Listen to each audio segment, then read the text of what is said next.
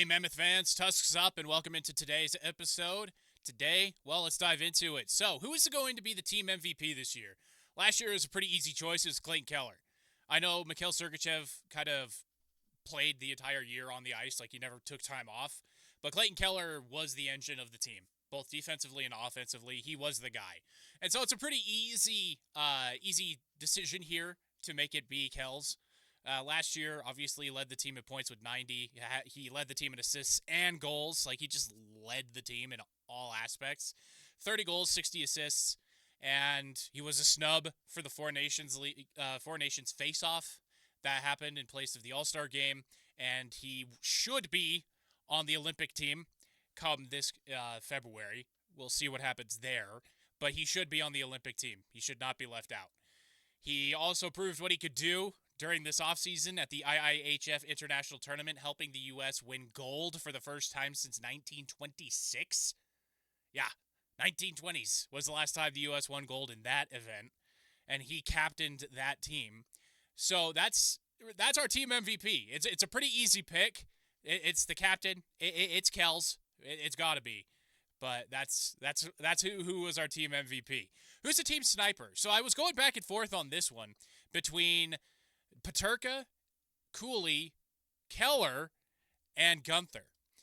But for this one, I'm going to have to go with Gunner. He was second on the team with goals scored with 27, and he missed 12 games due to injury. So I'm thinking if he had played all 82 or even 81 or 80 games, he would have surpassed Keller in the goals scored category. He is a sniper from the dot on both sides of the ice. You just have to pay attention to him, especially on power plays. The entire offense is going to try to set him up at least once in the 2 minutes for him to get a shot on goal. And he has one of the quickest releases in the NHL to get that puck on goal. It's uncanny how good the kid is at getting the puck on net and how quickly he can do it. And with 27 goals, he's only going to improve because he's only 22. So he's going this way, and that's really exciting for us here in Utah to get Gunther up there and scoring with the best in the league. I think he'll get there, and he's going to be here for a long time after he signed that huge contract extension before last season. And so if he could bulk up a little bit and be able to absorb a little bit more hits and be just a touch more aggressive on the defensive end, I think the front line for the Mammoth is going to be pretty much deadly with Keller, Gunther, and Peterka up front. I don't see that front line being worse than top 10 in the NHL. And that's very, very exciting because there was always something missing from every line that Utah had last year. And now with the addition of Peterka to go with Keller and Gunther, and they can even swap that around, move those guys around, bring up somebody like a Cooley to be on the front line, have him be the center, move Keller over to the wing where I think he's a little bit better than he is as a center, and the team is just going to crush it. So Gunther is my team sniper. I think he's going to lead the team in goals. If it's not him, it's obviously going to be Keller, but Peterka is going to be really close there too. So who is the team workhorse? This one's easy too. Like Mikhail Sergachev, the dude spent 25 minutes on the ice. There was hardly any time where if you looked on the ice, Sergey wasn't there. So Mikhail Sergachev, 25 minutes and 7 seconds on the ice average.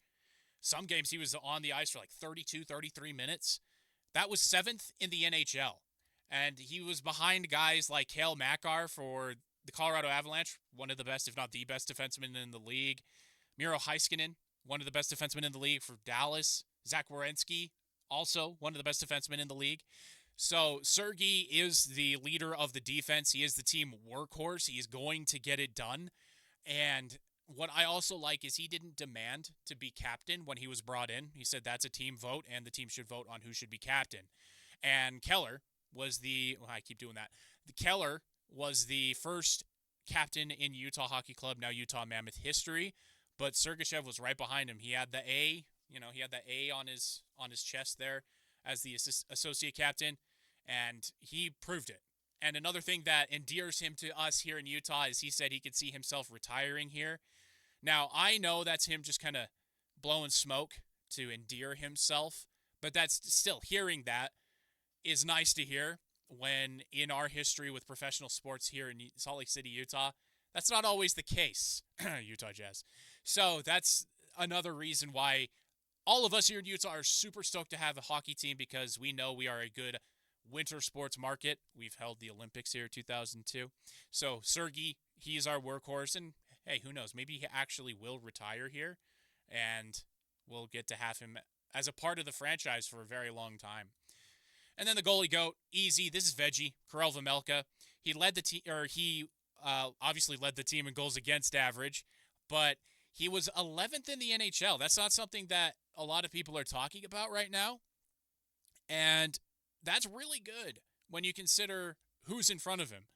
Obviously, Connor Hellebuyck is the best goalie in the NHL. He had a 2.01, basically a 2 goals against average. Darcy Kemper, another really amazing goalkeeper. And when you go down the line of the goalkeepers in front of him, you go, yeah, those guys should be in front of him. But with Veggie getting more ice time, and now he has the comfort of having a long-term contract, so he knows he's not playing for that contract every year, I think he's going to relax a little bit in goal, and I think that's going to help him out a lot.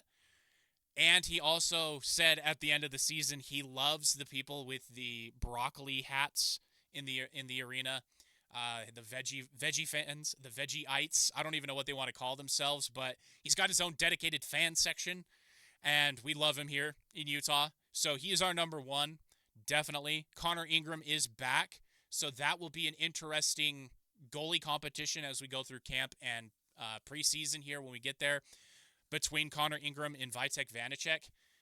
I think Connor Ingram is going to be sent down to the AHL, in all honesty, just so he can get his legs back under him so he can get back into hockey shape. And then he'll be brought back up to the parent club. And Vitek Vanacek might be traded come the trade deadline.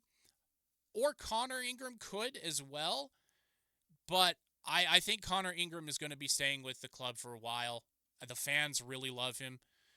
And there was no venom, there was no spite with Connor Ingram when he decided he needed to step away and go into the NHLPA Players Assistance Program. So I think that's how it's going to shake out here as we get into the season. Veggie is the goalie goat for Utah, and I think he's only going to get better. Much like the rest of this roster, it's still relatively young. Among the youngest in the NHL, I think there's only 2 teams younger than Utah. But the 2 teams that are younger than Utah are really, really bad. And Utah is knocking on the door of the playoffs. So it's very exciting times here in Utah. And that is your Utah Mammoth Daily Update.